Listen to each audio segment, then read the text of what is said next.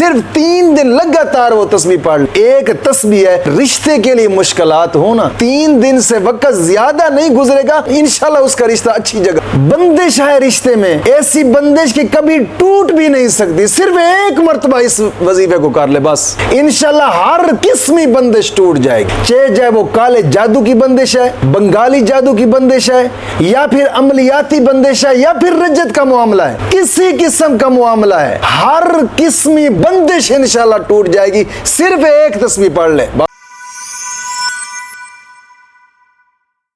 अल्हम्दुलिल्लाहि रब्बिल आलमीन वस्सलातु वस्सलामु अला सय्यिदिल अंबिया वल मुरसलीन अम्मा बअदु फ़अऊज़ु बिल्लाहि मिनश शैतानिर रजीम बिस्मिल्लाहिर रहमानिर रहीम इहदिनस सिरातल मुस्तकीम सदक़ल्लाहु मौलानल अज़ीम। रूहानी पावरफुल वज़ाइफ में से आज एक अहम सबक दोस्तों की नज़र करना है, और ये एक मुख्तसर खुतबा के अंदर ख़ुसूसन बच्चियों के रिश्ता के लिए, चूँकि आज के इस दौर के अंदर बच्ची को एक बोझ समझा जाता है, हालांकि बच्ची बायस रहमत होती है वालिदैन के लिए। और आका करीम सल्लल्लाहु ताला अलैहि वसल्लम का फरमान मुबारक भी है, हुजूर ने फरमाया कि जिस शख्स को अल्लाह ताला ने 2 बच्चियाँ अता की, फरमाया उसने उनकी दीन के मुताबिक परवरिश की और फिर उनकी अपनी हैसियत के मुताबिक उनकी शादी कर दी, यानी जो कुछ दे सकता था, जितनी इस्तात थी उसकी। फरमाया कि वो मेरे साथ जन्नत में ऐसे जाएगा, हुजूर ने 2 उंगलियों का इशारा फरमाया। और बाज़ रिवायत में आता है कि किसी सहाबी ने अर्ज़ की, या रसूलुल्लाह सल्लल्लाहु अलैहि वसल्लम अगर किसी की एक हो, तो फरमाया अगर उसकी एक है ना, उसने भी दीन के मुताबिक उसकी परवरिश की और फिर उसको बयाह दिया, फरमाया मेरे साथ जन्नत में वो ऐसे जाएगा जैसे 2 उंगलियां बराबर, यानी 2 उंगलियों का हुजूर ने इशारा फरमाया।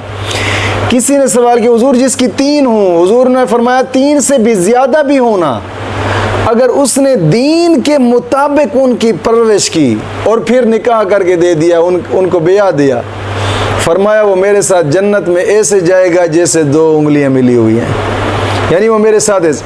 क्योंकि बच्ची बायस रहमत है, बायस मग़फ़रत है। यही बच्ची है कि इस बच्ची के मुहाब्बे से मौला करीम वालिदैन की बख्शिश फरमाता है।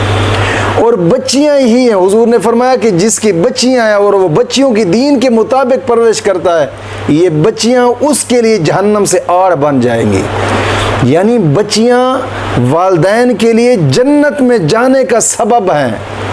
एक हदीस पाक में आता है, एक शख्स था, उसकी एक ही बच्ची थी, उसने चाहा कि मैं घर दामाद रखूं, उसने अपनी बच्ची की शादी की और जो चुबारा था, उस चुबारे के ऊपर वाली जो मंजिल थी, उसने अपने दामाद को दे दी कि मेरी बच्ची और दामाद यहाँ रहेंगे। कुछ वक्त गुजरने के बाद मर्द ने कहा अपनी बीवी से कि मैं जाता हूँ तिजारत के सिलसिले में, और मेरा हुक्म ये है कि सीढ़ियों से नीचे ना जाना। हालांकि नीचे उसके मेके थे, बच्ची के वालिदैन का घर था और ऊपर वो रहता था। तिजारत के लिए चला गया, वक्त गुजरता रहा। वक्त गुजरने के बाद कुछ वक्त गुजरा तो उसका वालिद बीमार हो गया।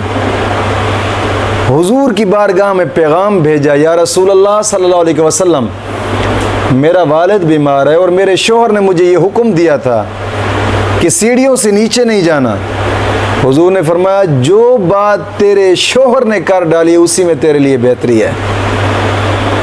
रुक गई, वालिद करीबुल मर्ग हो गया, इतना बीमार हुआ। फिर पैगाम भेजा हुजूर की बारगाह में, हुजूर ने फरमाया तेरी बेहतरी उसी में है जो बात तेरे शोहर ने की है।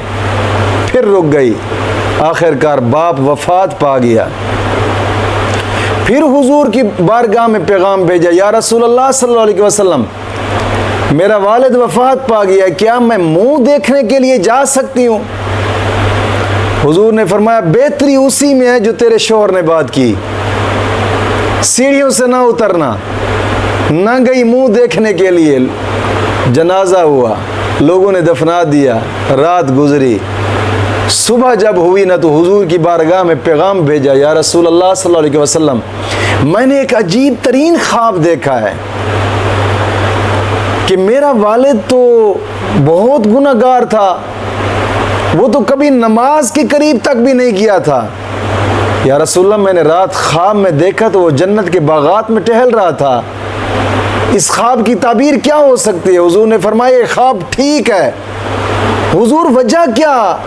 आका करीम सल्लल्लाहु अलैहि वसल्लम ने फरमाया कि तूने अपने शोहर के हुक्म की इताअत की है, मौला करीम ने इसी के सदके तेरे वालिद की बख्शिश फरमा दी है। बात यह है कि जो बच्चियां होती हैं वालिदैन की मग़फ़िरत का सबब भी बनती हैं, और बच्चियों का जो खर्च होता है ना, ये वालिद पर वाजिब होता है जब तक वो कुंवारी हैं। अगर शादी हो भी जाए तो फिर भी अगर बच्ची मुस्तहिका है तो वालिद पर ही उसका नफका वाजिब होता है। वालिद पर ज़रूरी है उसकी परवरिश, वालिद पर उसका खर्चा, वालिद पर उसका जनाबिल सब कुछ वालिद की जिम्मेदारी है।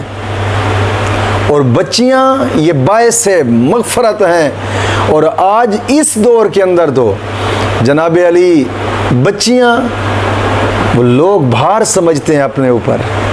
उसकी वजह क्या? लोग समझते हैं यार बच्ची पैदा हो गई, उफ़ अल्लाह, अब इसको शादी करूंगा तो क्या होगा, क्या बनेगा, क्योंकि इसकी शादी पर खर्च, क्योंकि उल्ट दौर चल पड़ा है। और अब दौर भी ऐसा है कि जनाब अली बच्चियां की शादी करनी है। कई बच्चियां बेचारियां ऐसे बैठी हैं इंतज़ार में, पता नहीं कब रिश्ता होगा। और वालिदैन आजकल के ऐसे हो गए, जो बच्चों के वालिदैन वो कहते हैं हम तो यार वो बहू ब्याह कर लाएंगे कि जो जहेज के अंदर जनाब अली मोटरसाइकिल क्या कारें भी साथ लेकर आए। और कुछ बच्चियां भी ऐसी होती हैं कि जिनके जहन भी बन चुके होते हैं कि यार हम वहाँ शादी करेंगे जहाँ ऐशो इशरत हो हमारी बच्ची की, या लड़की का जहन यही बन जाता है, वहाँ ऐशो इशरत हो, वहाँ पर जनाब अली ये शादी होनी चाहिए। लेकिन आका करीम सल्लल्लाहु अलैहि वसल्लम ने फरमाया, बच्ची ये रिज़्क़ का सबब भी बनती है, जहाँ भी रहे, अगरचे वालिदैन के पास रहे तब भी बच्ची रिज़्क़ का सबब है, अगर चली जाए शोहर के पास रहे तब भी बच्ची रिज़्क़ का सबब। रिज़्क़ इससे बढ़ता है, ये रिज़्क़ का सबब बनती है। अमाल अच्छे हों, ये रिज़्क़ का सबब बनती है। लेकिन दोस्त बात यह है कि बच्ची कोई भी हो, बच्चियां तो ज़ाहिरी बात है सांझी होती हैं, बच्चियां तो सांझी हैं। और बच्ची हमेशा शफ़क़त का महल है। जब भी इंसान घर में जाए तो बच्चियों के सर पे हाथ रखकर उसे प्यार देना चाहिए। और जो बच्ची मुंह से निकाल ले वालिदैन खुशी बरज़ा, उसकी जनाब अली फरमाइश को पूरा करना चाहिए। और जब बच्चियों के रिश्ते का मामला, एक बंदा मुझसे सवाल कर रहा था कि हमारी बच्ची दूर, हमने शादी उसकी कर डाली है, क्या बच्ची जब यहाँ आएगी तो क्या वो मुसाफिरों वाली नमाज पढ़ेगी? यानी सफ़र दूर है जहाँ उसकी हमने शादी कर डाली, जब वो आएगी तो वो नमाज कौन सी मुसाफिरों वाली पढ़ेगी? तो मैंने कहा यार बात यह है, अगर तो आपने अपनी जायदाद में से उसको हिस्सा नहीं देना, निकाल दिया है अपनी जायदाद से, फिर तो वो मुसाफिर है। अगर उसका हिस्सा रखा है अपनी जायदाद में ना, फिर वो मुसाफिर नहीं है, वो वैसे ही बच्ची बेटी है जैसे पहले बेटी थी शादी से पहले, अब भी उसका उसी में हक है। और अब तो पंजाब के कुछ इलाके ऐसे होते हैं रकबों में से भी बच्ची को हिस्सा नहीं दिया जाता, और घर में से भी बच्ची को हिस्सा नहीं दिया जाता, और बच्चियों को जलील और रुस्वा करके घर से निकाला जाता है। बस खुशियाँ मनाते कहीं से हमारी जान छूट जाए। यार बच्ची दुनिया में भी इंसान की आराम का सबब बनती है और कब्र में भी इंसान की आराम का सबब बनती है। और अगर बच्ची के रिश्ते के लिए मुश्किलात हो ना, बच्ची के रिश्ते के लिए, तो सिर्फ एक तस्बीह है, अगर वो वालिदैन खुद करें या बच्ची खुद करे, वो तस्बीह हर नमाज के बाद सिर्फ एक तस्बीह पढ़ ले, सिर्फ 3 दिन लगातार वो तस्बीह पढ़ ले, इंशाअल्लाह अज़ीज़ 3 दिन से वक्त ज़्यादा नहीं गुजरेगा, इंशाअल्लाह उसका रिश्ता अच्छी जगह होगा, इंशाअल्लाह अज़ीज़। लेकिन तस्बीह वो करने वाला ऐसा हो जैसे नमाजी होता है, यानी नमाज का पाबंद हो, गुनाहों से तौबा करे और पुख्ता तौबा।